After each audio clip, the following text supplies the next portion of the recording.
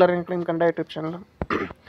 ಮೊದಲ ಬಾರಿ ನಮ್ಮದು ಯೂಟ್ಯೂಬ್ ಚಾನಲ್ ನೋಡ್ತಾ ಇದ್ದರೆ ಅಥವಾ ಇಲ್ಲಿವರೆಗೂ ಸಬ್ಸ್ಕ್ರೈಬ್ ಮಾಡದೇ ಇದ್ದರೆ ಸಬ್ಸ್ಕ್ರೈಬ್ ಮಾಡಿ ಮತ್ತು ಸಪೋರ್ಟ್ ಮಾಡಿ ಅಂತ ಹೇಳ್ತಾ ಇವತ್ತಿನ ಒಂದು ವಿಡಿಯೋ ಬಂದುಬಿಟ್ಟು KSP PC ಮತ್ತು PSI ಒಂದು ಹೊಸ ಅಧಿಸೂಚನೆ ಕ್ಷಣಗಣನೆ ಆರಂಭ ಆಗಿದೆ ಸ್ನೇಹಿತರೆ.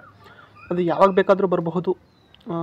ಅದೇ ಯಾವಾಗ ಬರುತ್ತೆ ಎಂಬುದನ್ನು ಇವತ್ತಿನ ಒಂದು ವಿಡಿಯೋದಲ್ಲಿ ನೋಡ್ತಾ ಹೋಗೋಣ. ಮತ್ತು ಎಷ್ಟು ವೇಕೆನ್ಸಿಗಳು ಬರ್ತವೆ ಅಂತೇಳಿ, ಯಾಕೆ ಇಷ್ಟೊಂದು ಎಕ್ಸೈಟ್ಮೆಂಟ್ ಆಗಿದೆ ಅಂತಂತಂದರೆ, ನಿನ್ನೆ ತಾನೇ ಅಂದರೆ 10/9/2025 ಎಲ್ಲರಿಗೂ ಸಹ ಒಳ ಮೀಸಲಾತಿ ಜಾರಿ ಆದ ಕಾರಣಕ್ಕಾಗಿ ನೇಮಕಾತಿ ಹೊರಡಿಸುವಂತೆ ಸರ್ಕಾರ ಆದೇಶ ನೀಡಿದೆ ಪ್ರತಿಯೊಂದು ಇಲಾಖೆಗೂ.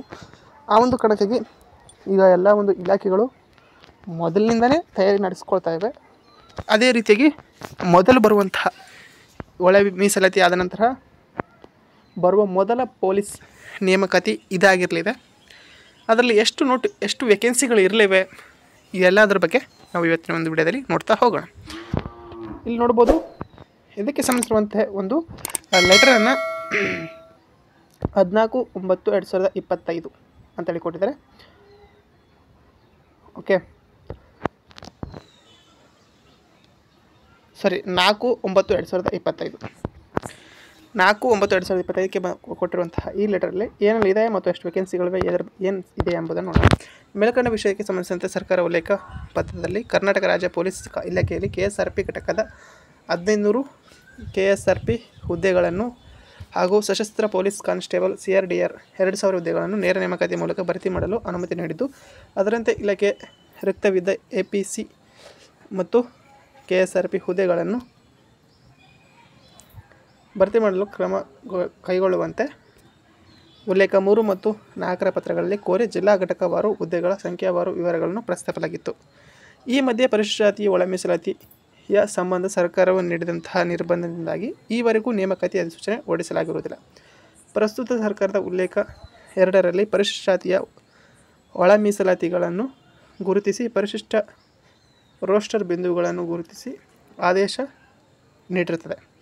ಈ ಮಧ್ಯೆ ಕೆಲವು ಘಟಕಗಳಲ್ಲಿ ಈ ಹಿಂದೆ ಪ್ರಸ್ತಾಪಿಸಿರುವ ಸಂಖ್ಯಾಬಲಗಳಲ್ಲಿ ಬದಲಾವಣೆ ಆಗಿರುತ್ತದೆ. ಆದ್ದರಿಂದ ಸರ್ಕಾರವು ಹೊರಡಿಸಿರುವಂತಹ ಪರಿಷ್ಕೃತ ರೋಸ್ಟರ್ ಬಿಂದುಗಳ ಅಡಿಯಲ್ಲಿ ಕ್ರೀಡಾ ಮೀಸಲಾತಿ ಸೇರಿದಂತೆ ಸಂಬಂಧಪಟ್ಟ ಘಟಕಗಳನ್ನು ವರ್ಗೀಕರಣ ಪಡೆದು ಈ ಕೆಳಗಿನ ಬಣ್ಣದ ಹುದ್ದೆಗಳನ್ನು ಅಂದರೆ ಬ್ಯಾಕ್ಲಾಗ್ ಹುದ್ದೆಗಳು ಸೇರಿದಂತೆ ನೇರ ನೇಮಕಾತಿಯ ಮೂಲಕ ಭರ್ತಿ ಮಾಡಲು ಮುಂದಿನ ಕ್ರಮಕ್ಕಾಗಿ ಮರು ಹಂಚಿಕೆ ಮಾಡಿರಲಾಗುತ್ತದೆ.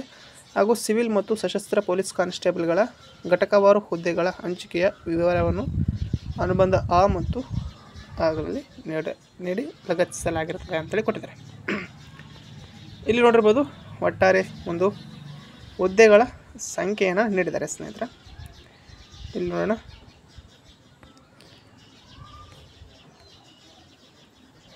DSI ಇಲ್ಲಿ ಒಟ್ಟಾರೆ ಹುದ್ದೆಗಳು ಬಂದ್ಬಿಟ್ಟು 20 ಹುದ್ದೆಗಳಿರ್ತವೆ, ಕಲ್ಯಾಣ ಕರ್ನಾಟಕ ಮತ್ತು ನಾನ್ ಕಲ್ಯಾಣ ಕರ್ನಾಟಕ. ಮತ್ತು CRDR ಕಾನ್ಸ್ಟೇಬಲ್ ಬಂದ್ಬಿಟ್ಟು 1650 ಹುದ್ದೆಗಳು. ಇದರಲ್ಲಿ ಕಲ್ಯಾಣ ಕರ್ನಾಟಕ ಮತ್ತು ನಾನ್ ಕಲ್ಯಾಣ ಕರ್ನಾಟಕ ಸೇರಿದಂತೆ. ಮತ್ತು KSRP ಹುದ್ದೆಗಳು ಬಂದ್ಬಿಟ್ಟು 2032 ಹುದ್ದೆಗಳಿವೆ. ಅತಿ ಹೆಚ್ಚು ಒಂದು ವೇಕೆನ್ಸಿಗಳು ಇರುವಂಥದ್ದು KSRPಯಲ್ಲಿ.